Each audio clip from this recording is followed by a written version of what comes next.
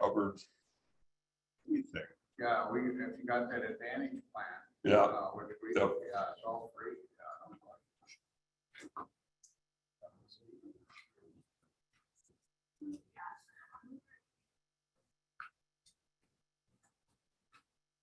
I recommend that red stuff. That's not bad.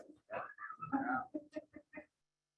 Well, new idea? Picked it up this morning. Oh, yeah. Good. Morning. Morning.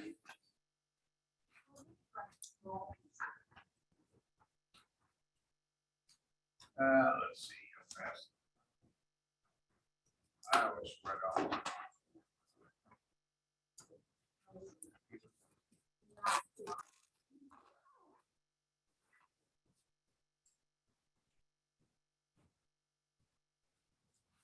We're just talking about how to keep old guys going, you know. He's actually a young guy.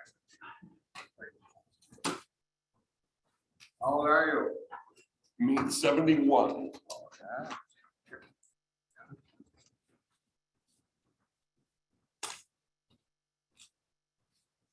My best friend. Oh, he's doing good. His wife is not good.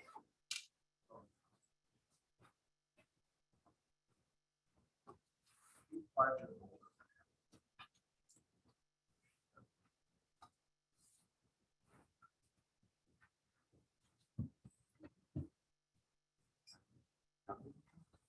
Years, yeah. Bruce, can you hear us? Yep, I can hear you. Okay. Hi. Okay, Bruce, how warm is that? I think it's like 73 or 4 right now. Oh, my goodness. We're happy for you. Yeah. We are. Is there anybody else on the meeting other than Bruce via Zoom?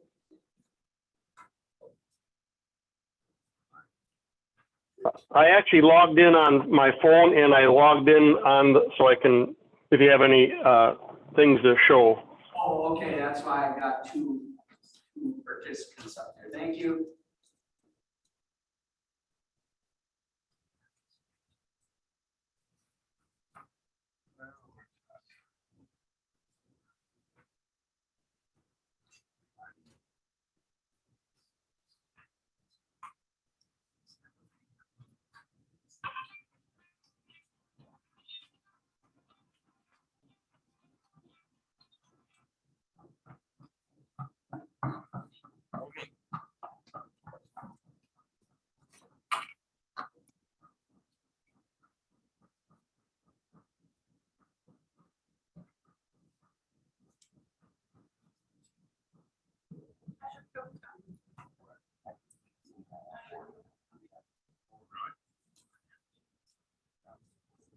We have. Oh. Okay.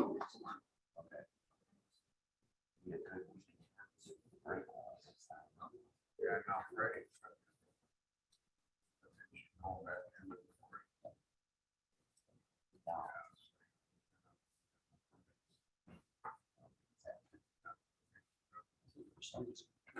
Yes, that would agree. I did it in the early February. Running out of time. These are done. Madeline? Yeah, I have black bear in Winnebago County. A few. Could be, yeah. I see one years ago.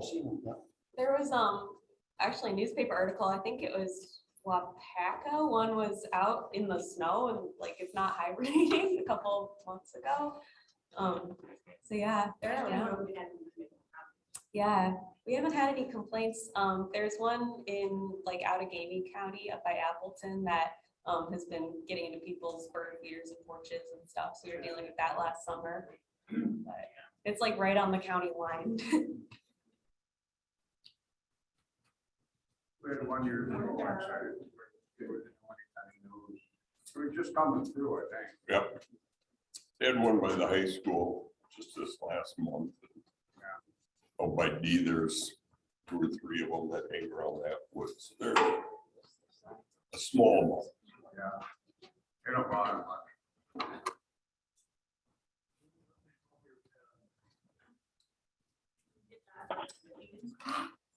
not very ready.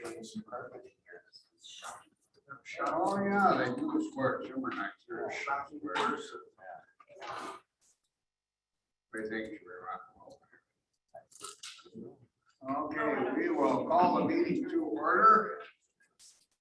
Land conservation meeting, Thursday, February 2nd. Confirmation that we are properly posted. Yes, we are. Thank you. Approval of the minutes from the January 5th, 2022 meeting. Second. A motion and a second. Are there any changes or amendments? Hearing none, all in favor say aye. Aye. Opposed, opposition, motion carried unanimous. Public comment on agenda items. Is there anybody on Zoom? Hearing none. We have anybody else? Morning, Maddie. Morning. Would you like to speak now on Sure. something or? Yeah, I brought our three. Oh, I'm sorry. We have you as a Oh, okay. business item. Okay. Sorry about that. Announcements. Okay, good morning, everyone. Handful of announcements. The NRCS, one of the issues we have is signing up agreements with NRCS. We can't double dip funds. So as some of these grants come into our department, we need to know if they've been signed up with the federal government. But they don't give us any of that information. So we're working with them right now, and we're working to develop an MOU with NRCS to be able to get that information. So that's in the works right now to be developed. So I should have that, review that within the next 2 to 3 weeks, and then I would bring that to committee for approval.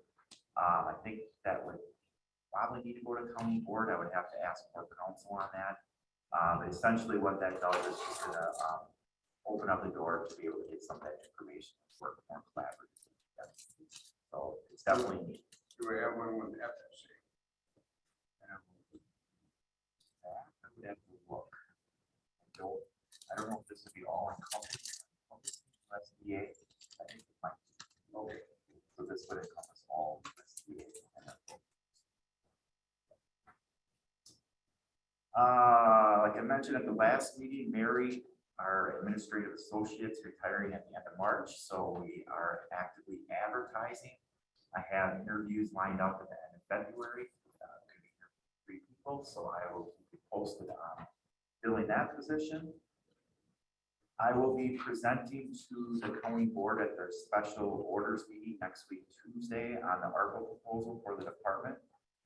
So I am second on the agenda, which is good because there's a lot of CIP presentations that night, it sounds like. So they're gonna let me go first before that. So we'll see how it goes. But essentially, I'm going to talk about the number of practices that would be part of that proposal, why we're doing it, the water quality benefits, the plans that we have in place, really why we're asking for that one. So we'll see how that goes. Hopefully they're receptive and go from there. I would agree. It should be liked by everyone. I know in the past I've mentioned about our RFPs coming in higher. We sent out 3 projects recently for riprap, and they're higher again. So just making you all aware of it. Our money is not going as far as it used to. Costs are coming in much higher. It's not that it's just 1 or 2 contractors. We sent out 3 jobs, and I think we got 4 or 5 bids on each project, and they all were pretty close to pricing. And then again, to remind you, March 1st through the 3rd is our annual Wisconsin Land and Water Conference in Wisconsin Dells. So I know you guys are welcome to attend that, staff and committee members as well. And that's all I had for announcements. Where are we setting down for staff? It would be myself, Mel, Emily, Alex, Frank. Anyone on the committee that's thinking about going? I wouldn't mind going, Chuck. Oh, you sort of can. When are the dates again? It's March 1st through the 3rd. Ooh, can't do it. We're just getting back from vacation and there is the WCA event over in Madison on the 29th or 28th and the 28th and 1st. Maybe next. If you choose to go, just give Tom a call, run it through the clerk's office. Okay, thank you. Just to remind all of you, that was the week of our committee meeting, but we had changed that to the week after, just to remind you that's the following week. You'll come back and give us a rundown of everything, you know, right? Sure, it's a lot of good stuff. Okay, thank you. Anything else? Nope. Chair's report, I think one of the issues we're gonna get into is agenda item C. We'll provide a complete review of that for you. We do have some handouts. As you know, I'm on the ARPA commission. Of course, given the current status, we have a meeting next week. And we're going to sit down and try to figure out how we're going to, let's say, renew the process that we use to bring things forward for approval. And the first thing is obviously we're gonna have to figure out how we're gonna set up these funds. So we'll keep you informed on that as we go forward. We're just gonna have 2 meetings in February that are scheduled. So we'll see where it goes. I believe Mike Collard will no longer be representing administration. I believe it's gonna be Ethan now. And we're gonna have court counsel there. And we will have a clerk taking the minutes for it. That should hopefully move us along based on the chairman's direction. Good question, Chuck. With me presenting next Tuesday, do you think of going to get questions and presenting on that before this is all ironed out? Some of these details. I talked to Tom about that and he said that the presentation we're going to do is timely. We anticipate, as you know, we had already gotten approval for these funds. But then it was never brought back to the commission by resolution form, which is another issue we have to straighten out. And then, of course, the county board opted not to accept these transfers. So, in my opinion, we've already approved it on the committee level. So the next step would be the resolution. So I think we're trying. Do you think that would have to go back to the ARPA commission or that it was passed but without the resolution of the ARPA? Yeah, now they want to do, you do a motion second, approve something. Then the next meeting, they draft a resolution for approval on that same subject. So they finally made it into 2 steps. Okay, what they did. What do you see the timeline being to this actually coming before the county board? Oh, I would hope well, the very first thing that has to be done before we can allocate these funds, we have to establish what fund they're going to come from, which was a debate on the county board floor. And that'll probably be addressed at this next meeting next week. Once we get that determined, that'll also come forward to the county board. So that's first step. Second step would be our resolution, hopefully. There's also another resolution pending in regard to the municipalities and sharing of these funds with those municipalities. And then we have to start looking at the nonprofits that have requested funding. So I hope that it is done in a timely, efficient manner. Even if that means 2 meetings a month, so be it. But we need to move along. It's very interesting. If we go as slow as we do at the county level, my goodness, at the federal level, it must be less than a snail's pace. That is a good analogy. Yeah, let's hope we can improve upon it. Anything else, any questions of myself? Hearing none, we'll move on to business items on the agenda. And the first one is to review and approve or deny correctly stated. The 2022 Wildlife Damage Abatement and Claims Program. And Maddie, I think you have the floor, Maddie. Thank you. I have 3 claims this year for Winnebago County. One was just deer, one was just goose, and one was a combination of goose and deer damage.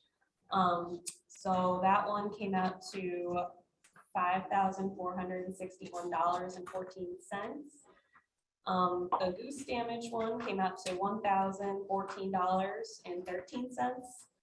And then Jim Fisher's deer damage came out to $2,732.96. All of them cooperated with the damage program, so we didn't receive any hunter complaints or anything like that. Gave timely notice for checking damage, so I would recommend that these claims be approved, but if anybody has any questions? I have a question. Sure. So on the first one, where there's extreme goose damage around low and wet areas, Yeah, how are they farming low and wet? there's like a kind of a depression in the field on the edge, and it gets water in it, and the geese just flock to that spot, and it was just barren all around that whole spot. So it's pretty low lying anyway. It's not too far from here. There's a lot of marsh around it, but it's just a low spot in the field, and when it gets wet, the geese get in there. So yeah, Surrounding that whole area. yeah. Chad, do you have any comment? I do not. Are there any other questions of the committee? I move for approval. Second. Are you doing all 3 or is it? All 3. Yeah. I have a motion and a second to approve the 3 claims submitted. Before I do that, any further discussion? Hearing none, all in favor, say aye. Aye. Opposed, opposition, motion carries. Thank you. Please spell this first. And the blank spot between the front and the last. No, right there. Can we do that while I'm, Sure. this is an uprun business item B, update on the Wisconsin Department of Natural Resources Urban Non-Point Source Stormwater Management Program Planning Grant application, MS4. Another area of Thank you, Chuck. I've got a few things to share with you today. Bring this up here. So first, I guess I'll share my screen.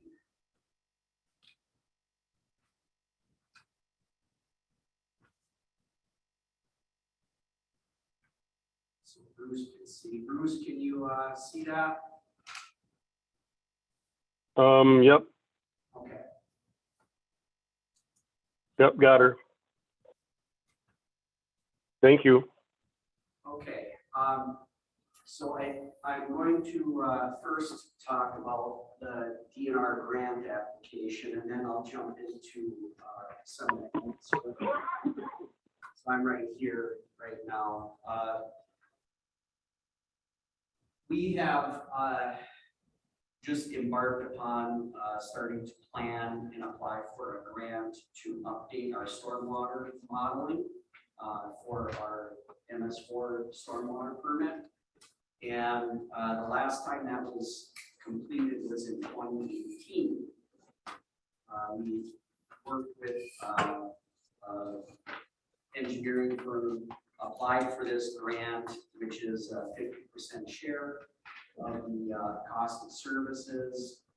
We went through the grant application process and ran our models, and subsequently created a stormwater compliance plan for the MS4 permit. Fast forward 5 years, in that time period, the DNR has now come up with a TMDL for the Upper Fox, which was not completed in 2018, which is one reason. Yeah. Total maximum daily load, and it's basically a summation of pollutants that enter a watershed. Okay, total maximum daily load, you're allowed, it's from the EPA. The EPA comes up with this basically pollutant allowance that an area is allowed to contribute into the watershed. And what we have to do is we have to use a number of stormwater models to basically predict what we're contributing to that load. And we have to put in practices and a variety of measures so that we can try and reduce that impact into the watershed. And in order to do that, we have to get an engineering firm to run that model. It's pretty complicated, pretty involved. And this DNR grant will allow us to assist with the funding. We had a phone call with our DNR representative, Chad and I were on the phone call. Basically, that's the first step in the process where we tell the DNR liaison that we're interested in doing an update. We'd like to apply for this grant. They ask us a few questions, what are you going to be doing? And basically get a go ahead to apply for the grant. And did that. We're working with the highway department as well, because they're going to be ultimately writing the check. Chad knows some of the billing procedures involved with that. But essentially, we just started that planning process, and we are going to be, considering some of the work that we're doing with our update to our culvert inventory that we're working on. As I had mentioned, we're going to be looking at this new TMDL that we're going to have the engineering firm include. And we're also going to be including any of our new projects that were completed since 2018. So my hope is that with the good work that we've been doing in the past 5 years, that we will be able to meet those requirements, because we were quite close in our last run. I don't have the numbers off the top of my head, but they were quite close. In the event that we aren't, then we basically have to come up with a plan to meet those numbers. And that's the goal. PNR wants us to see us making continual progress. So that is the DNR application of talk today. Does anybody else have any questions on that? Yeah. Excuse me. Go ahead. It seems to me that there's a lot of time expended on this. And as I'm observing other areas, the amount of time to comply with all of these requests, I guess I'm wondering if it's time well used, or is it just because they've come up with minutia that you've got to comply with? No, I think in the grand scheme of things, I think it is important. There's, it gets a little bit subjective here. We're in a little bit of a difficult situation as a county when it comes to the MS4 permit, simply because our MS4 permit is regulated by county road right-of-ways, which is a very segmented, I guess, map. Okay, and in the event, in comparison to a town, which has basically a border, area, ours is little strips running everywhere, right? And And we have to try and manage all of these little strips and model all of, these contributing areas. So that's difficult. However, take a step back and you look at all of the contributing practices that we're looking at, whether it's road salt, which is, something that's very topical, and this is winter storm salt awareness week, by the way, just wanted to know. So all of these things taken together, they require a lot of time, they require a lot of study, and they require a lot of changes in how we operate. So yes, there's a lot of time, there's a lot of money, and I think when you put it all together, it is probably worthwhile, especially when you factor in just the public education that we're doing. I think from a pure science standpoint, agriculture, the impacts of what we're trying to do, with best practices in agriculture has a bigger impact on, the ultimate amount of pollutant load. But I think what we do as a municipality when it comes to stormwater does have that. But yes, it is excruciating. Well, and you've got to be really flexible. Well, I would say that everybody needs to be. The DNR has been good with us. This is our second. Can I just, am I going too long here?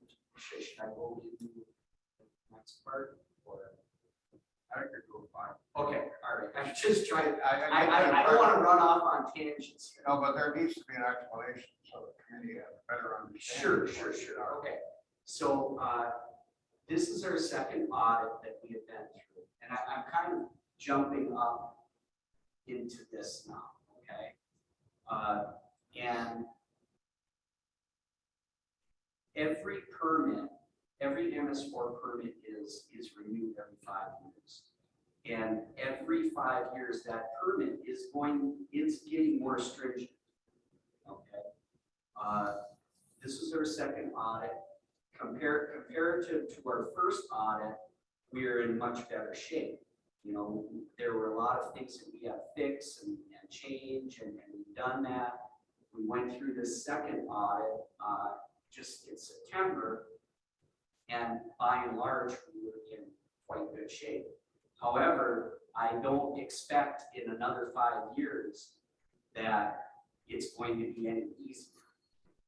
So I expect things to continue to, regulations are continually going to get tighter, but at some point there's going to be an economic cost, right? Where you really you can only do so much, okay? I don't know whether we're at that or not, but the DNR, I did include, the summary of findings that we can discuss in a little bit more detail. But on the large part of your question, yes, it is getting difficult, but we're meeting those requirements. And as far as being flexible, the DNR that we work with, we have a good relationship with them. They understand what they want to see is progress, and we are making that progress. And the other part is they want to see cooperation, and they want to see communication, and we're doing all those things. We're telling them about our deadlines. We're telling them if we're having an issue meeting a deadline, and they're flexible as well. So I would say that yes, we have to be flexible. The departments that we work with, in particular highway, are excellent with how short-staffed they are and everything that they're asked to do and meeting that. The DNR had very high comments, high praise for what they, in regards to that permit. And they are the permit holder. What I heard in that audit is that we're in much better shape than other entities. We're doing what we need to do with reporting and organizes all that with departments, and they're noticing that, so it can really help since the last audit, how much more organized we are. One other thing I just want to point out is the grant application. So one of the requirements with DNR is that we get county board approval to apply for this grant. Oh, yes, thank you. Yep, so to apply and to accept those funds, so it's gonna be brought back to the committee probably in March and then the county board after that. So right now, we're gonna have the resolution focused on this grant. But I spoke with Ethan a little bit and we're talking maybe making it more broad, so we don't have to keep coming back to apply for these grants. We'll see how that looks, but either way, we're gonna have to get it through county board to get approval to apply for this. The deadline is middle of April, right? Yep. I had a question on the new census numbers and shift in population of that. Excellent question, and I have an update on that. I've been in GIS forever, and ever since I've been in GIS, we've relied on the Census Bureau for our mapping data. Originally, this permit relied on U.S. Census Bureau mapping data of urbanized areas to delineate that MS4 permit. My assumption was that when the 2020 census was completed, that we would then get a new map. I just spoke with Chris Linskins, our DNR stormwater representative, who completed our audit, and asked him about that update. And I was surprised to find out that the Census Bureau is not going to be updating maps. They are not going to be providing maps for urbanized areas. That is now falling on the EPA. And the EPA, Chris said, has not given them an updated boundary map yet. And so we're waiting on that. And that could certainly, impact our modeling. So that's kind of a significant development that we just learned about last week. And I'm going to be, keeping close track of that. In the end, we're just going to have to run with the data that we have. I think is, if next year when we start modeling, the EPA still hasn't completed that mapping, then we're going to have to rely on 2010 data, which honestly, in this area, things probably haven't changed that significantly, but still you'd like to have the best available data. So we'll have to see where that falls. Yes. Yeah, just two things. One, if this is Salt Awareness Day, on the way walking in here, I had to dodge a couple of chunks of salt that I thought would have rolled my ankle if I'd have stepped on them. Yeah. So I think Chad and the maintenance guy are not on the same page. That's just my opinion. You Okay, that's. use the front door and you'll see what I'm talking about. So I've been watching that myself, and because I come in the rear door and I've been watching, and I thought they'd been doing better. you need to come to the front door or go out the front door, whatever.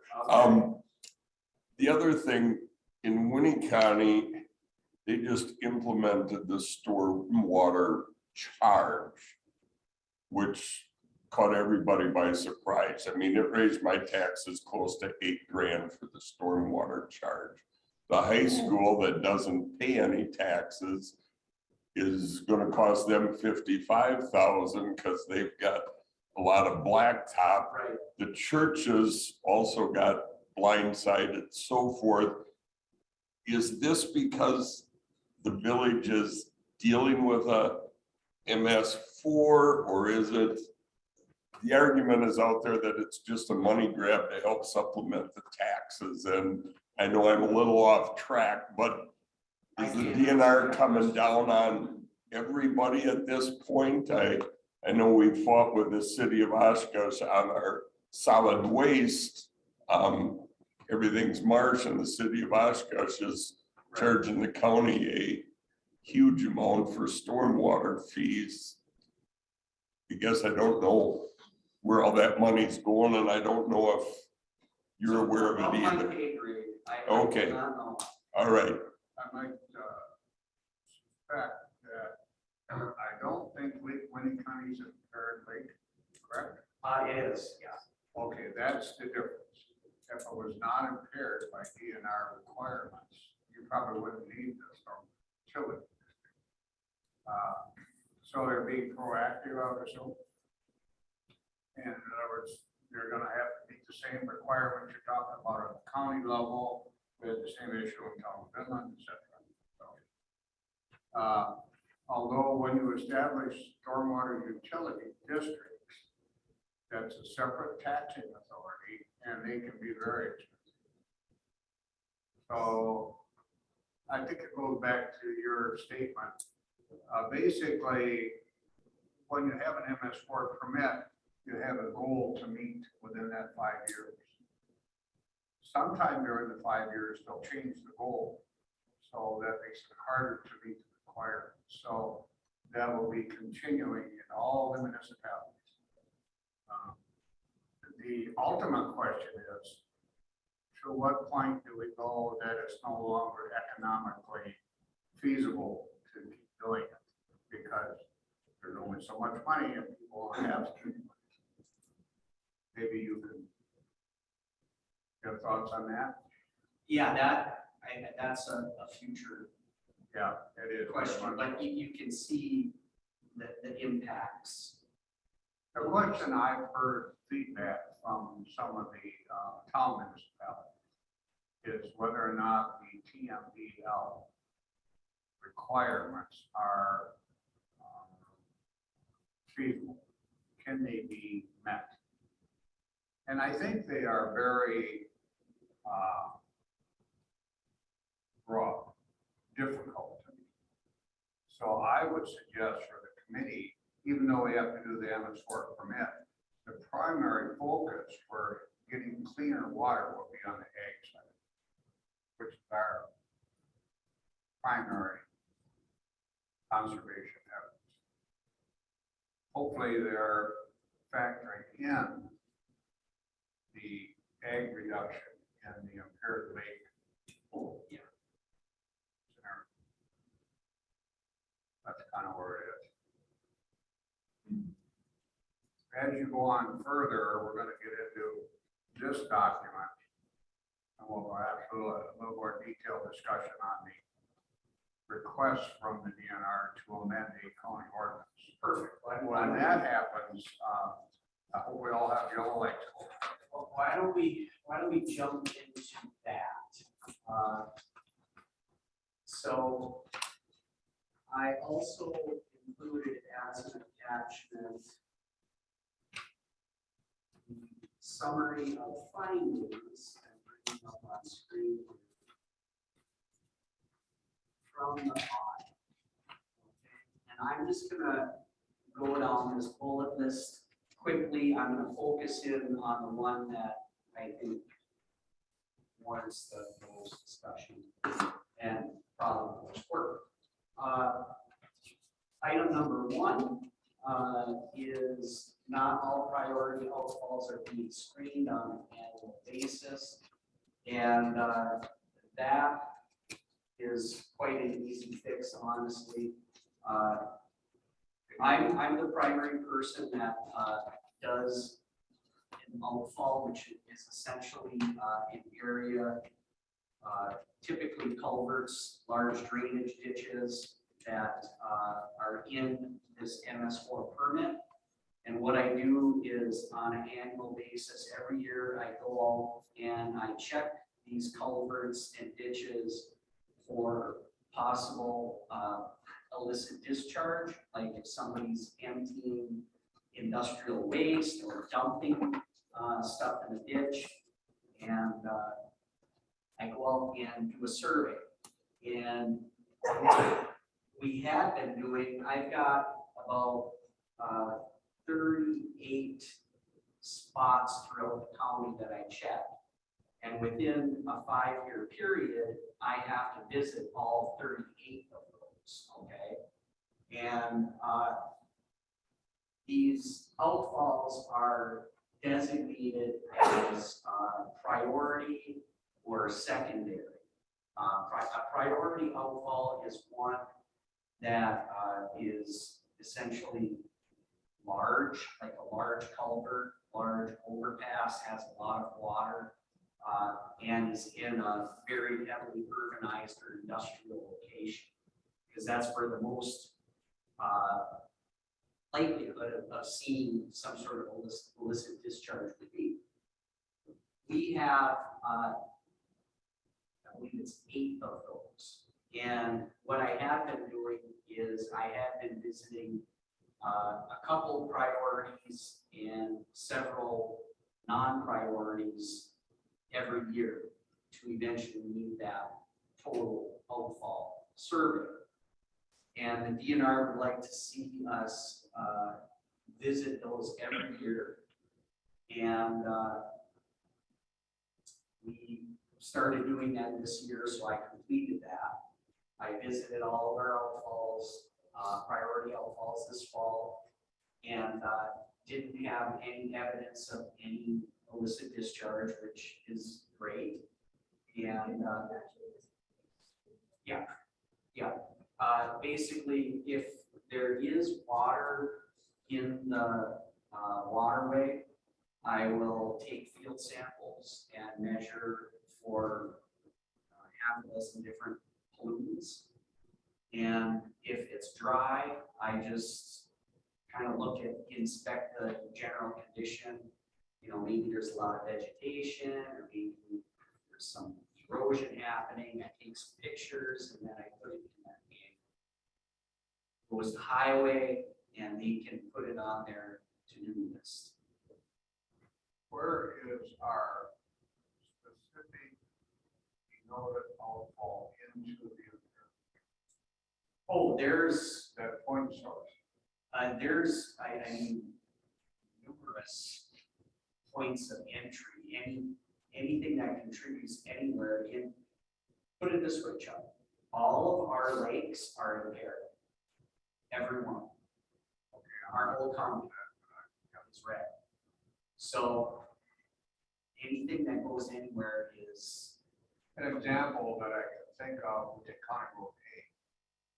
When you get past the town of Midland, just going into the town of Neenah, everything on the town of Midland side runs onto town roads, through town ditches.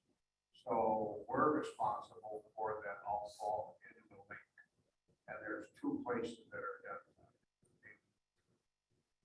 When you get into the town of Neenah, the whole length of County Road 8 would primarily be your outfall, because the shore is, within 10, 15 feet of the road. Right. So that's my point. There has to be a denoted area Yeah, where and they're checking the water going into the lake. yeah, we've got, a map. I mean, I have a Mm-hmm. couple sample points right out here that fall within our inspection. So, And was noted, you actually take a container. Yep. And we test the water. You do that yourself, or we send that out? no, I do it. What I do is. What are you testing for? Phosphorus? I test for, chlorine, detergents, I check pH, I check temperature, I check copper, phenols, 6. So I do those field tests, and if I were to see something that fell out of bounds, like it was high, then I would have to take a sample and send it in for lab analysis. But if I'm in the field and everything is coming up clear, which it was, I just record what those field measurements were and move on. And what time of year are you taking that test? I It's think done. Ohio, but maybe Pennsylvania. But I do ours every fall, usually August, September, because you have to do it in dry conditions. Because the idea is that if, it's been dry for a week, and you go out there and you see stuff in the water course, that's a good indication that somebody's dumping something. And so that's. Testing at that time of the year, do you get an accurate notion of salt content? I'm not testing for chloride. We actually have citizen surveys doing chloride testing right now. And then typically in the spring, you get a big surge, right, because of the runoff. So that's the way that works. Thank you. Okay. Number 2. Yep, 2, corrective action, illicit discharge procedures. Okay. This one was fairly innocuous as well. Talking about dye testing, televising, smoke testing. This gets into the idea of if I were in the field, I found a problem, I found a illicit discharge. Now, how do we trace back to the source? And I had a meeting with our team, and actually facilities in Highway both have experience with doing this. So they have done dye testing, they have done smoke testing. And basically what I wanted to do is because I've never had any involvement with that. So they have a sort of, I don't know if they're engineering or some sort of contractor that has this equipment and will run these tests to trace, these discharges. So I put that in our manual. We have a phone number. We have people in place that have experience with that. So basically they wanted us to address that. So I've checked this box and I've checked this box. So you're really telling us that other departments, if they find something, will report to you, and you will report to the DNR. We work cooperatively, whether it's us that finds it, if I find it, if I find it during my survey, hey, we gotta trace this, pick up the phone, and similar. If John Groff, he's been really good at Highway, if he sees something, he lets me know.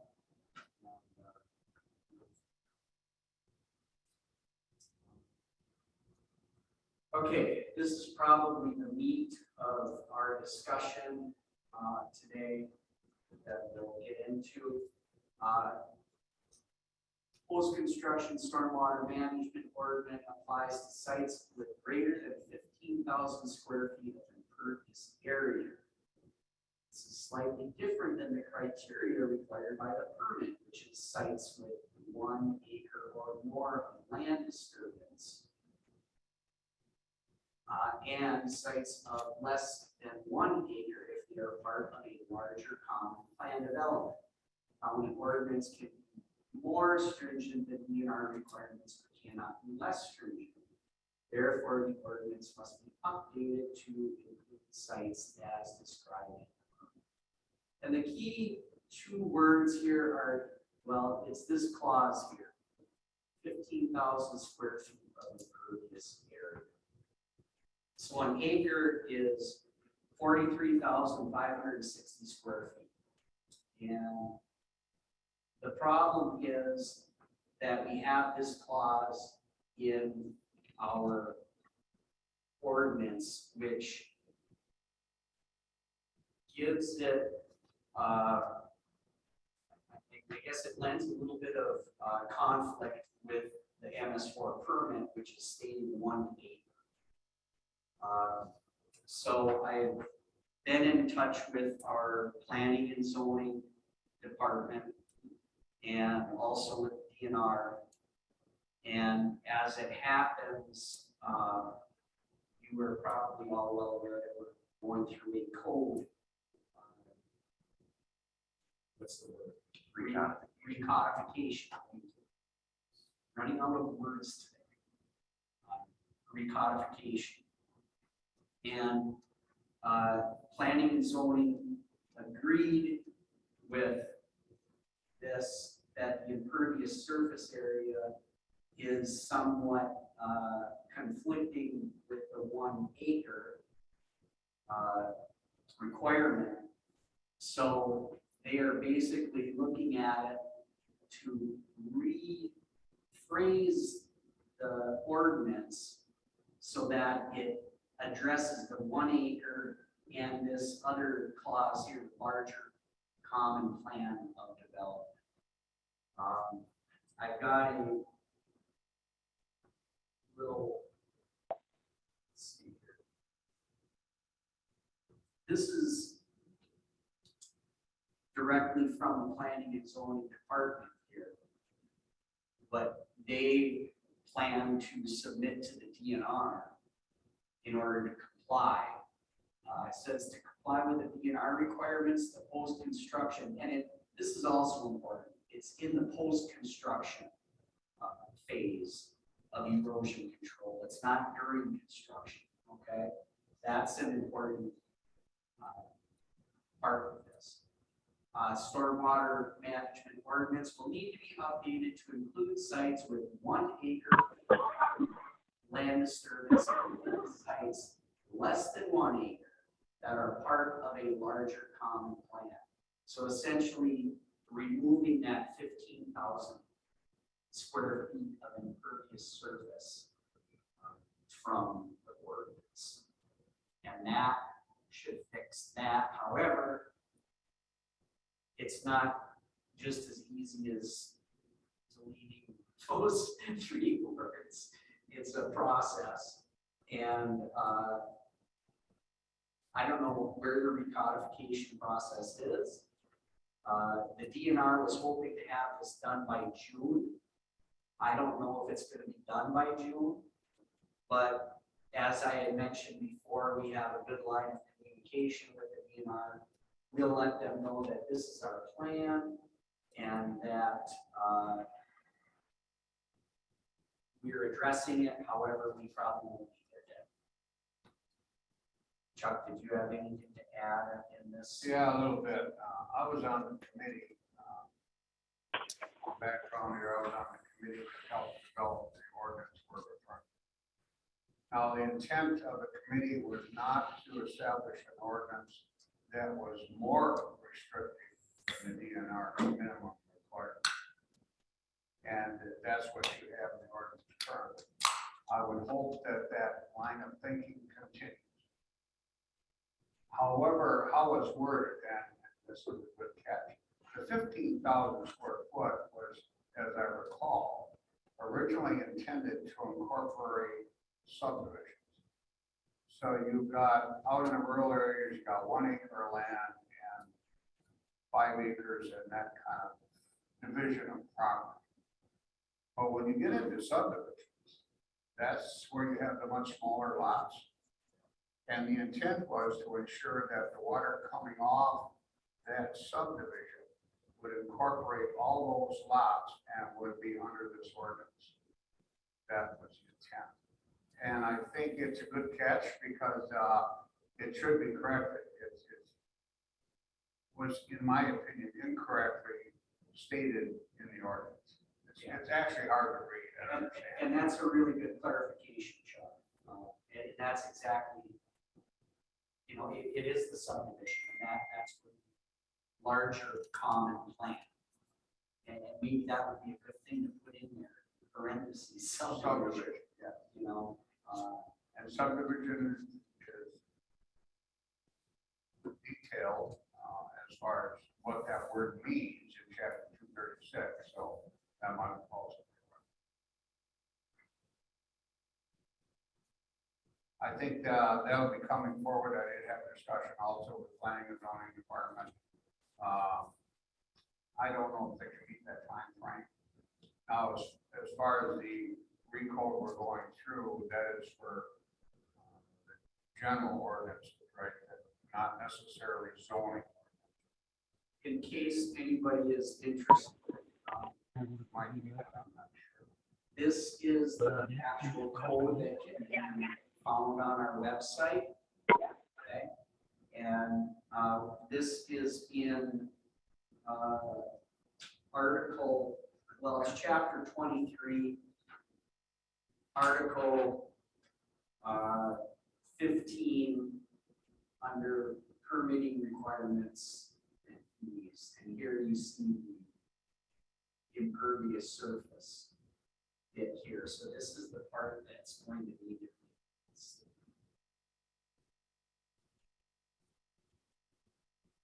I would assume that the planning and zoning department will have discussions with this committee also before they bring that forward.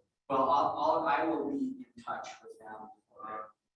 And if so desired, we could certainly invite them. Yeah, we might want to do that. So, you know, I always choose to keep the committee as informed as much as possible. Yep. As opposed to just having it show up on a county board agenda and we'll vote on it, right? Having a little background is very. Thank you. I like history. Okay. Staffing shortage.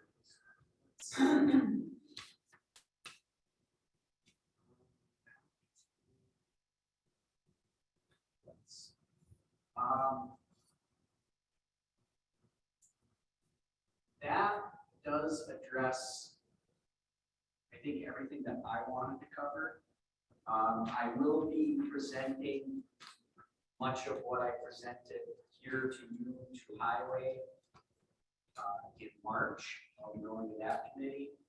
And then I will also be providing this committee with another update next month as well. So hopefully I'll have more information to share and more progress.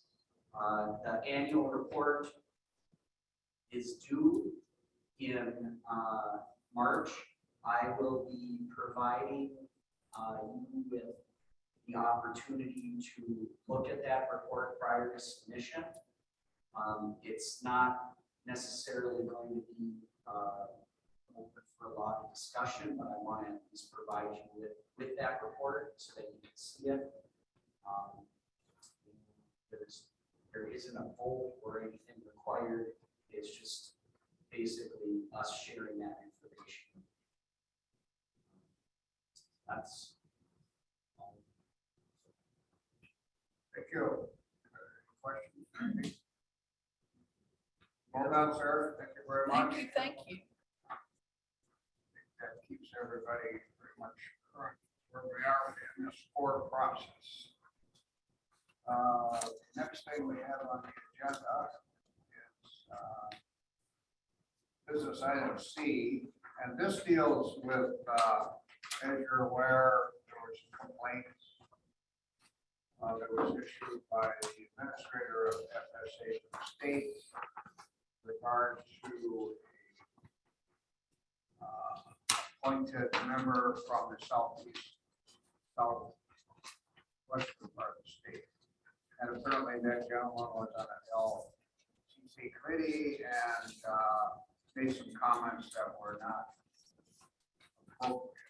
As a result of that, the feds are basically saying they want to see the statutory requirements for appointing an FSA chairman to this committee amended.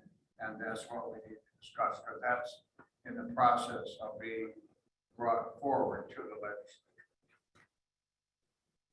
Did you do the handouts? Okay. Get mine. For your reference, I wanted you to be able to review this committee operates under chapter 92. The reference that's being used to change the recommended requirement, which is 9206. Some more stuff. There are two. Actually, I need two of these. I'll let it catch up there. There you go.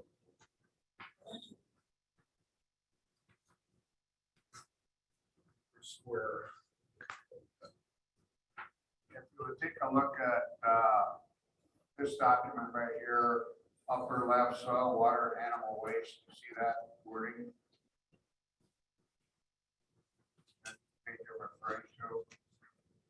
On the upper left-hand side in your land conservation committee. And those are the statutory requirements for the establishment of the committee and the appointment of two members to this. One of those, of course, is your FSA chairman, who is appointed to the committee or their designee. As I mentioned, the feds have concern for that. So our Is a concern because of that one individual or just? yes, that's my understanding. That seems rather, why don't they just, I had to instead of say, affecting every committee, why not just focus in on one? well, in discussing with that with Chad and others, we have 72 counties, in theory 72 committees, and apparently there's a bit of a hodgepodge as to how some of these individuals are appointed. In some committees, some counties, they're not even appointed.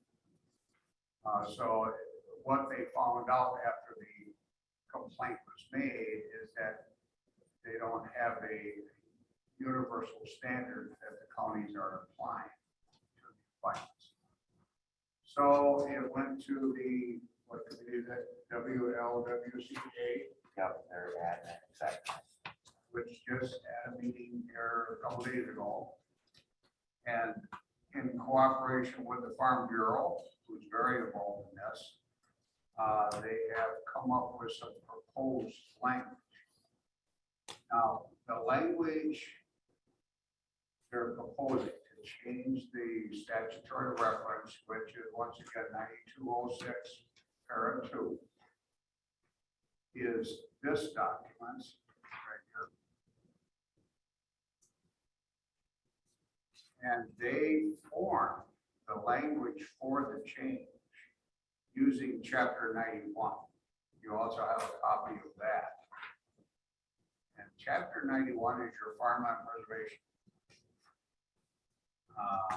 And we only have, of course, this county used to have farmland preservation primarily. We still have one town that's involved in that. But that's their reference to the definition of is it agricultural use. So they're using farmland preservation definition language to amend the statutes that apply to chapter 92. And their recommendation is the one document you have right here. Highlighted in red, right? Red is what was. Oh, red is what we're taking out. Yeah. So let me summarize that in my opinion and more of a simplistic situation. We have Dan, he's our appointee from the FSA. They want to change it where FSA is not included in the wording. Now, in our two representatives, our Dan and Bruce was down in Florida, are both production ag representatives. Their living comes from farming. And we've always considered in this committee those two persons to be very valuable because they're an ag for a living. The language that's being proposed that to change that would allow individuals who don't necessarily make a living from farming. So in other words, I'm not saying what happened in this county, but other counties would have the option to appoint somebody that only has 5 acres of land. I think there's a $6,000 requirement to talking about maybe adding that. Okay. All right, son. So, you know, you're reducing the ag requirement down to a minimum situation. And in some counties that might work, it might not. I have some concerns about that. Maybe there should be, you know, certainly here as vice chair of the county board, if Tom were to call me and say, I have 2 or 3 people who are interested, I guess my response would be, that's great. But do these people earn a living in ag? We're changing the standards for that would not be required. So before this goes any further, it's on the agenda. I would like the opinion of the committee. Hopefully I've explained that enough, but if I haven't, Chad can jump in also. I guess I'd like to add one more thing. The last 2 on there, the forest management and then being enrolled in a federal or state agricultural program. But you have to meet one of the other criteria, the other A through G. So that was a concern from the Farm Bureau that they wanted to have that agricultural background, not just the forest management. So really, they should almost eliminate that last 2. So if you meet one of the top ones, A through G, you're still meeting the requirement. But the concern is the top third of the state is primarily forested, right? They don't have a lot of agriculture. So it's going to be more difficult for some of the counties to get a representative on the committee that's a farmer. So that's why they want to add the forest management. But that is being discussed. And like we mentioned earlier, they're looking to potentially add maybe an income component where you have to make at least $6,000 gross income by farming. So that might eliminate some of these smaller farms where you have to prove that it's primarily making income. So it's being reviewed by WCA. They're attorney right now to look at some of the work. Another important part of this, if I might, is that I've always felt an FSA member is very important because, as was stated earlier, we coordinate programs. Farm Service Agency, NRCS, they have conservation practices also that they pay the farmers to do. And that coordinates with our committee because we don't do it, right? So it's important we have that link and we understand what FSA is doing. That's why I asked if we had a memorandum of understanding with the FSA, because the committee and chairman of the committee can, under Chapter 92, request that the FSA director or that person designee attend our meetings to tell us what programs they're initiating, what they have in process, etc. So I guess it would be okay if I had that memorandum of understanding. Otherwise, we can't compel them to come in and give us an update. We rely on an FSA member to do that. Without that legal requirement, there's a bit of a gray area. So I think we might be okay if we have a memorandum of understanding. MOA. Yes, sir. I'm all for what we have right now. I think that the bureaucrats are trying to carve out what they would like to see instead of That was a thumbs up. instead of the folks like us or the rural people that know what the issues are and where the need is. And I don't want to change anything because I think we're on the right track right now. And the bureaucrats are, no wonder people get fed up sometimes with government, and it's, yeah.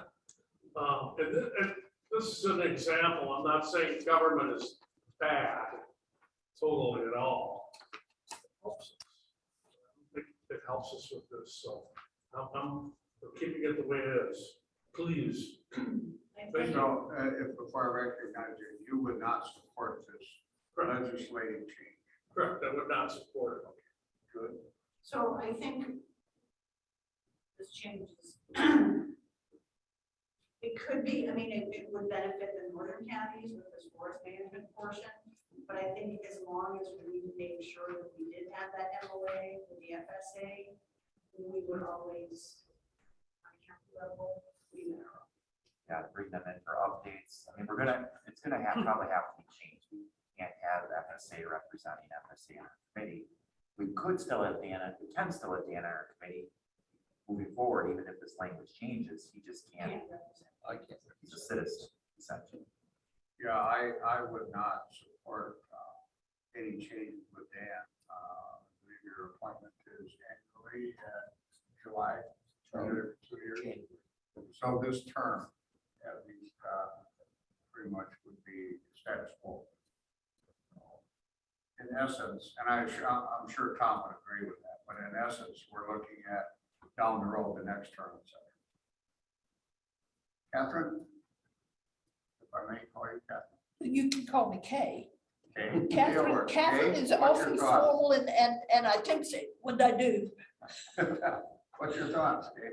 My thought is that the less intervention there is and the more control that we have on this committee is important, because we are the people who live in Winnebago County. We are the people who understand somewhat how that community works. And to have somebody from outside come and tell us how to go about taking care of ourselves doesn't feel real good. Now, that's not to say that I don't want the information. I do. I want to be educated. I want to have context. But what I don't want is somebody being a dictator. Doug? Tend to mirror what Doug Zelmer said there. At the very least, I've got land up in Crivets that's under forest management. I don't know that makes, you don't, now you've got people that don't even live in the area. If you're talking forest management, are they living on the property that they're managing, or did they buy a whole bunch of up north stuff? And so I guess I don't see why it should be getting changed unless they're gonna go with forest management. That person should be living wherever that forest is that he's managing. And I think it should stay the way it is, because it's ground zero for us. okay, and I appreciate all your comments, but we need to recognize that this big football is moving forward to the legislature is probably not going to be stopped. I suspect there will be changes to the language. And I agree with you, especially with Julie's comment. Why should we respond because of one incident that happened in the southwestern part of the state? I think we have a director that's a little paranoid or something. So perhaps if we were to go with a compromise recommendation, and this would now need to go to the WLWCA, right? Send it down the mask. And your recommendation were to eliminate it, to get rid of what?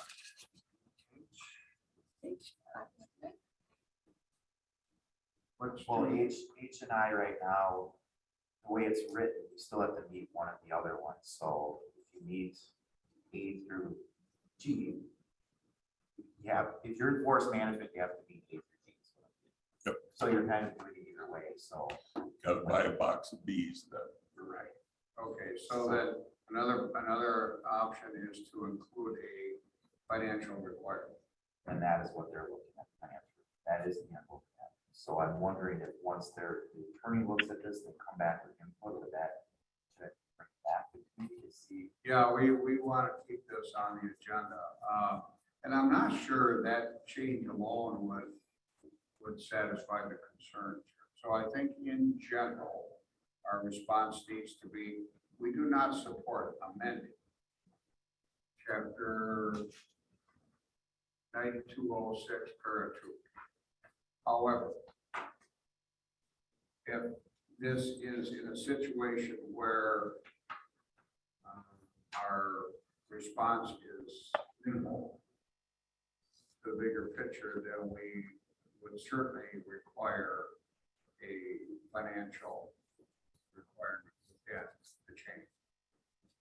Chuck, we have a member on our county board who is also an assemblyman. Yes.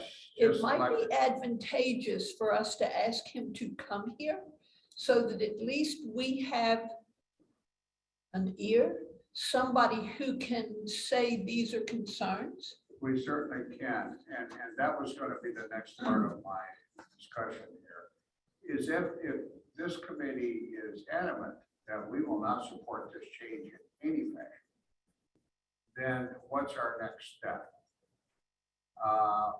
The WCA, I'm also chairman of WCA Environmental Land Use. That person is pretty much shut off the committee that I represent. So he did not bring it to committee. So that means that it's in the hands of WLWCA, and Stokes, who is the representative for WCA, and others are moving forward with the bill to change. It's going to be difficult once that bill is drafted to amend it. Then we have to deal with the committee, the Ag Committee on the state level, and the members of that Ag Committee. We could do it by resolution. We could draft a resolution, send it to the full county board. If they support the resolution, forward that to our representatives in the legislature and the government. I think the way they're going to be doing this is they're going to move it pretty fast. If my impression is correct, all of the steps I've outlined are going to be minimalized. You know, you'll have a voice, you can register complaints, but nothing, they're going to do it anyways, right? So I don't know. We can certainly make our representative aware of this, but being a freshman and not having a lot to say about Ag, if he was appointed to the Ag Committee, Yeah, we'd yeah. have a bigger voice. But And that's a federal one too, so it's, yeah, I don't know how much influence. yeah. See, the feds, my understanding is our state committee that Richard I'm using actually questioned the person that issued this directive, the FSA directive to the state. And of course, he wouldn't change his position, so they went above him to his boss, and he agreed with the directive. So apparently FSA is adamant they want these changes made. So yeah, this is gonna move forward one way or the other. So if the committee is looking at something different, we would have to choose one. And you all have a voice at our legend admin, our state organization. They have I'm talking about it. That's your time to also voice your thoughts and do things direction. I think we can have a clear go forward if you're looking at something differently here. And that was the struggle. It's not going to be FSA defining that agricultural producer or operator. It's a struggle. I mean, they tried to encompass everything here, so there was some flexibility. But at the end of the day, for us, it would be a comfortable chair, right? It's going to make them appointments. And this would give flexibility if they're not in favor of production ag, and they have a beekeeper friend. I mean, that would give them the ability to do that. But they struggled with this to come up with a definition. The best they could do was the chapter 91. So We had come before the county board a resolution for marijuana that had carried no weight as far as Winnebago County saying that marijuana could be legalized. It had to go to the state legislature.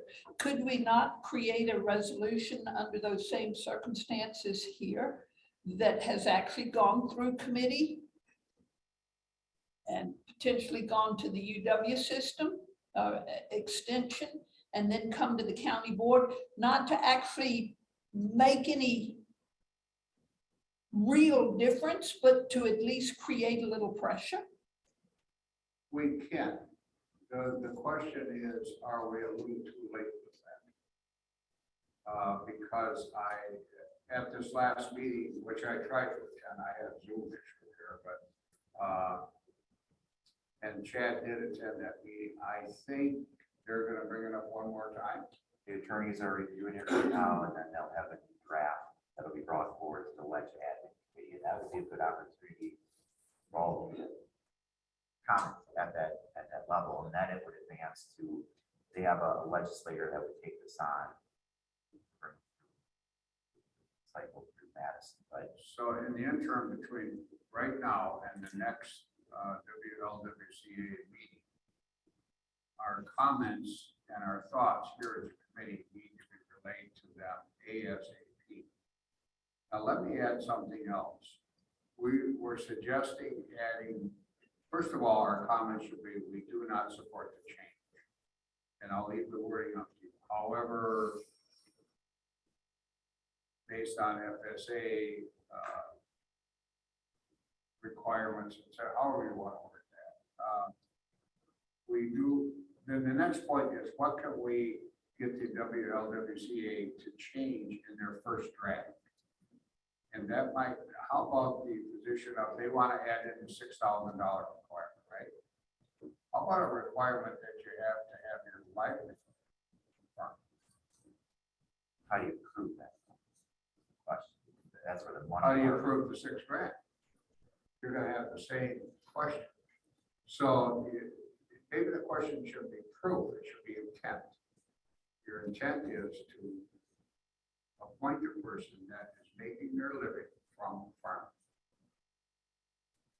Would that satisfy some concerns? Well, and I guess I'd like to give them the benefit of the doubt as to what they're gonna come up with.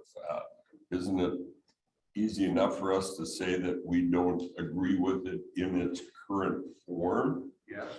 And let them come up with what their final option is, and we weigh in on that when we see what they're actually proposing for Well, I'm real? afraid, the time frame that I'm thinking here is that you're looking at a month or so, and in that time frame, they're already gonna have the legislative draft completed. Okay.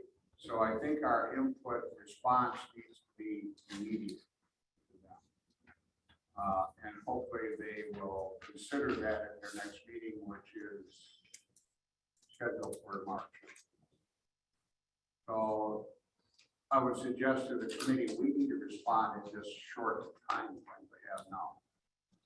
Then the question, remember, we are one of 72 counties. I had a discussion with the chairman of the LCC committee from Calumet County. He's not real happy with this language either. Now, Matt Krieger is the director of the WLWCA. At a WCA meeting that I attended by Zoom, what's it, about a month or two now, I had requested that when they did the draft, that it was sent out to all LCC committees within the state, so we could review that. Unfortunately, that has not been the case. So I think what's going on here, and I mentioned WCA not running it through that state committee level, is they're pushing it. They're going to push it, get it forward, get it done, get it drafted, right? And I would suggest to the committee, we want to get our comments on the table for them to review before their meeting in March. Would you disagree? No, but I guess I have this- another point. specifics on, I guess, what the comments are. Well, that's you know, a Reliant News director put the wording there. But first one is we do not support changes. Second one, if changes are unavoidable, then we have A or B. One would be to require a $6,000 income requirement, which would apply to all those categories. Or B, you must earn your livelihood from one of those groups to be considered for a plan. So what's the committee? You want to do the 6,000? You want to do earn your livelihood or both? livelihood. There we go. That's all right. Yeah, livelihood. And then that opens the door for people up north that are in forestry. If they're in forestry, they're earning their livelihood from forestry. They can, they can be. Yeah, I think we're going to continue as long as I'm on the county board and chairman of this committee, or even a member of this committee. I would be a strong voice for having the FSA person appointed. Get rid of the word FSA if you want. But when the chairman makes that appointment, it needs to be one of those guys that are on that committee. And we can do that internally without any objection. But Would you want to word it where you must earn your livelihood by having the $6,000 income requirement attached to it, kind of merge them together, or income requirement? well, on livelihood. We all agree on livelihood? Yeah. $6,000. $6,000 could mean that someone is a hobbyist. Yes, exactly. Well, And if, it's not their actual livelihood. I think certainly in our area, this part of the state, we could not be more appreciative of having, in this case, two gentlemen that earn their livelihood. I mean, we get a lot of feedback from that. That's very important to me, and I think, you know, well, and Chuck, for me, it's not only that, but they are aware of all of the alternative ways of oh, exactly. of cropping. And, you know, if you're a hobbyist, I don't know. It, Well, Dan's a no-tiller. I mean, it takes a Well, huge exactly. investment to get into no-tilling. So he's got the expertise and the background. Bruce is a large farmer that understands all the ins and outs of making a living, in particular with cash cropping. So these are very valuable resources. Without those two, and then we come along, we got to set the top crop prices. Okay, well, who has to do that don't really benefit from it, right? So I think the tie-ins are very. You want me to send this to organizations, state organization? I want it to go to state organization, Dan Stokes, WCA. Our legislators. And it goes. Letter form, go ahead, it's a letter. Yes, a letter for it, yeah. Some of it is an ultimatum. Yes. Otherwise, we're going to get very active in this process. I really appreciate supportive committee here. I think you guys are great. So, sometimes you get into these issues where these things can be very outside the norm, you know, that kind of thing. Is there any other discussion on this agenda item C? Bruce, are you with us? Yep, I'm with you. Okay, buddy, you haven't said much. Well, I'm just listening. Any thoughts? Well, again, I think what I trust your viewpoints and your statements and what has been said around the table that I think you've brought Dan and my name into the place of maybe awareness. I think that's very much whomever it is. I think it's always important. A dollar amount, I don't know if that's so critical as far as they'd be proof of ownership or what they're actually doing, but, I think you're on the right track, but it sounds like you're on the short end of the stick where you're not maybe gonna have much of a say. Yes, that might be the reality, but hopefully, hopefully we can raise enough smoke to get some attention. Thanks, Bruce. Well, and my point Yep. is, if we don't raise the smoke, we've not done our job. Right. Okay, thank you. If there's no other discussion on that agenda item, we'll move on to D. Review and approve the NR 151 50 implementation compliance notification letter. Do we all have a copy of that? There's an updated one I'm going to be passing around here. Oh, okay.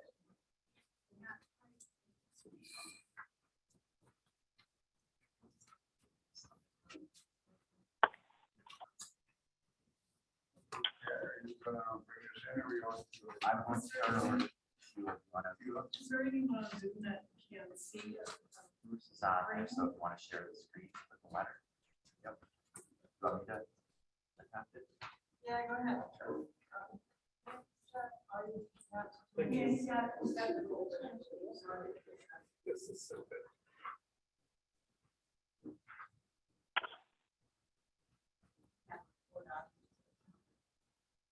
Do you see that, Bruce? You're in and out.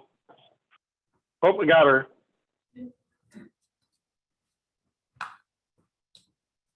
So, just to make this short and sweet, originally I had said that it was, non-compliance was due to not hitting that $6,000 per acre per year. And actually, that is not quite right. So the land was sold, and the land that's sold was sold to a larger farm. That farm does not have whole farm compliance. So that is actually the entire reason that this piece is not compliant now is because one, it's an EPS in, so it has to do the right compliance. And two, the whole farm that owns this piece is not in compliance with farmland preservation. We're in the town of DPS.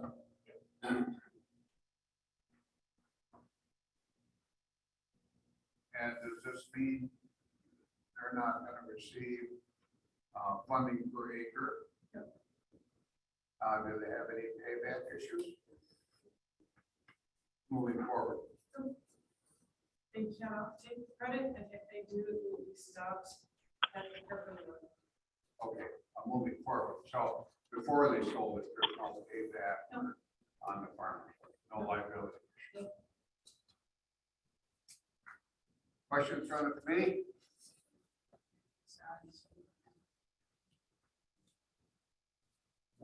What was the amount that they were requesting or hoping for? So originally, this was a farm that had land in Rushford and EPS. Lost to farmland preservation in Rushford when the change came, so EPS is the only land available in the county that can have farmland preservation.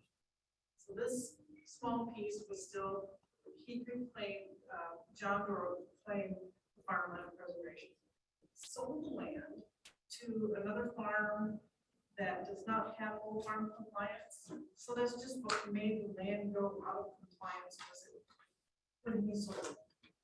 It's not a fault of anyone, and the other farm has not tried to claim farmland preservation. It's just he sold his land, so we have to send him a non-compliance form that says you sold your land, it's no longer compliant. It's more information than any. Is the new landowner understanding of this? Objecting to this? He has no desire to have anything to do with it. Oh, okay, well, that makes us. Slam dunk.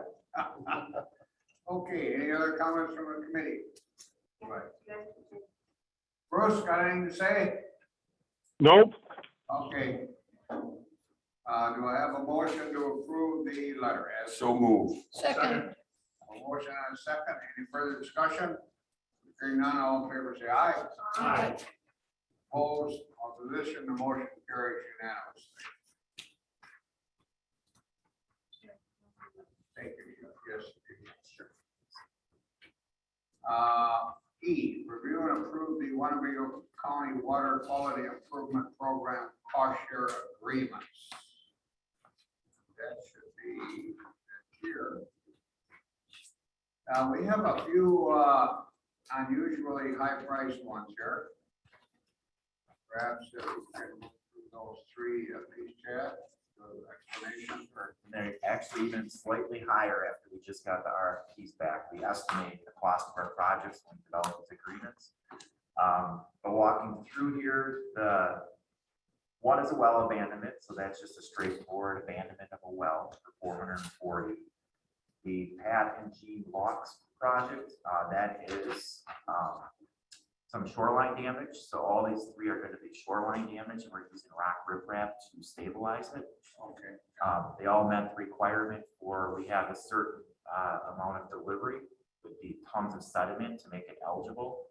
So all three of these met that requirement. The Locks one, I'm pretty sure it's the Locks one, it's a pretty severe ice damage on Lake Winnebago. So we have to go in there and repair it with rock. It's a gradation of stone from 6 inches up to 24 to 30 inch size stone. So that interlocks together. We go at about a 2.5 to 1. So that ice will ride up and over the shoreline. And this is right on the shoreline. This is right on the shore. So Okay. this would not be like an offshore grade wall. Right. So Gotcha. this would be right on the shore to stabilize it. That would be the Locks project. The next one, Cargus. That's another one on the lake. I think that's Butamore and Sorensen as well. So all three of these are very similar, and these projects, we got 4 to 5 bids on all of these, and it did come in slightly higher than we estimated, but it's just an estimate to this. So that time of year, we're hoping to hopefully get these done in the next month or so. We don't need real thick ice for these. We're right from the shore. Just want your lawn to be frozen so you don't damage yards. Is the little difference in price? Kind of looking at the Cargus one is only 52 feet and it's close to $5,000, and the one for 147 feet is only $7,000. Is some of that the ease of getting the rock in and access to that area? Yeah, some of it's access to the site, but then there's some site prep as well. Like one site had some pretty bad ice damage, so we have to go in and repair the ice damage. So that's a little bit of variation there. And then overall tonnages can vary too based on your shoreline, your height of bank, how much it's eroded back. That's I move that we approve those expenditures. Motion to approve. Do I have a second? Zomer second. Second, yeah, I say that. I have a motion and a second. Any further discussion? Hearing none, all in favor, say aye. Aye. Opposed? None heard. Motion carries unanimously. That was agenda item E. Agenda item F, review the Land and Water Conservation Department project list. You should have a copy of that, and I assume that includes the ones we just approved here. we have 2 out of the 4 are on there as new. We had identified those other 2 earlier, I think in the previous meeting. These are the 2 new ones, the well abandonment for draft, and then the Cargus shoreline protection. What's coming out of county money, I see. Yep, so all these would be out of our county program. Any questions on the project list? Bruce, got any questions? Nope, I think it's all good. Okay, Can I add one more thing? yes. Maddie, you're moving on, right? So Yeah. we're gonna have a new representative for. Well, you weren't with us that long, were you? Well, I'm gonna be doing the same job. I'm just gonna be out of Wisconsin Rapids. So I'll be covering Adams, Wapaka, Wood, Portage, and Washera. So, There's a lot of wildlife over there. yeah. Yeah. Only 3 of those are in the damage program, but there will be a lot more like bear wolf work. They have not hired anybody for my current position yet, so I'm kind of doing both right now. I just moved to Rapids last week, so we'll let you know when they do hire a new specialist for Winnebago. Well, we certainly enjoy service and representing. the county. Thanks. Yeah, I enjoyed meeting all Wish you you guys. well in the future. Thank you. Thanks for. Okay, any discussion on the project list? And does that need a motion? I didn't. No, it's just a review. Gotcha. The next motion in order would be to adjourn. So move. Second. All those in favor say aye. Aye. Hearing none, we are adjourned. Thank you very much. Hey, Chad, Yeah, the hearing was really choppy today. Like it was really hard to follow. okay. I And wonder, it didn't seem, and I guess this would be up to you, Chuck, if we could move it to the room right across from my office. It's a little bigger than our conference room, if people were comfortable with that. That would help with the sound being a smaller room, but that's up to you, Chuck. Otherwise, we could look at getting a different audio deal in here. It's just such a large room, not the best speaker. you know, I can follow what's going on because I've been part of, you know, the conversations. But if someone was listening that had not awareness, they would really have had trouble. Okay, okay. We could look into a different audio for the next one, or close the big wall. That might help with the sound. We'll try to do something different at the next meeting. What about Yeah, real good, thank you. UW office? That would be another room we could do. Yeah, I'm concerned about the smallness. We continue to have all these viruses going around. I just got over COVID, by the way. So I'm these pleased things you're are well. still plaguing us, and I'm a little cautious about getting things to it. It's interesting you say that because down there for the UW meeting, we usually have, I mean, we've got 9, 10 people in that room, don't we? Doug, we've got several people in that room Yeah. down there. Yeah. Yeah. Yeah, me too. Well, people can say what they want, but I took that drug that if you're over 65, you can get that special drug. Yeah. Boy, that helped tremendously. Oh, cool. Okay. Yeah. I'm delighted you're well. What's that? I'm delighted you're well. Yeah. Yay, good. Well, thank you. Yeah. Yes. My thing, so I don't have family or anything around here, so I'm in that position open. But what are you doing in my free time, I guess? Oh, cool. I'm gonna ask you for recommendations sometime or something. Thanks. Appreciate it. Bye. Bye-bye.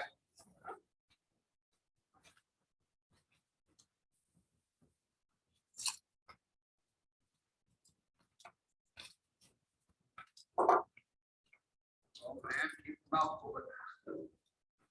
See if I can see you. Yeah.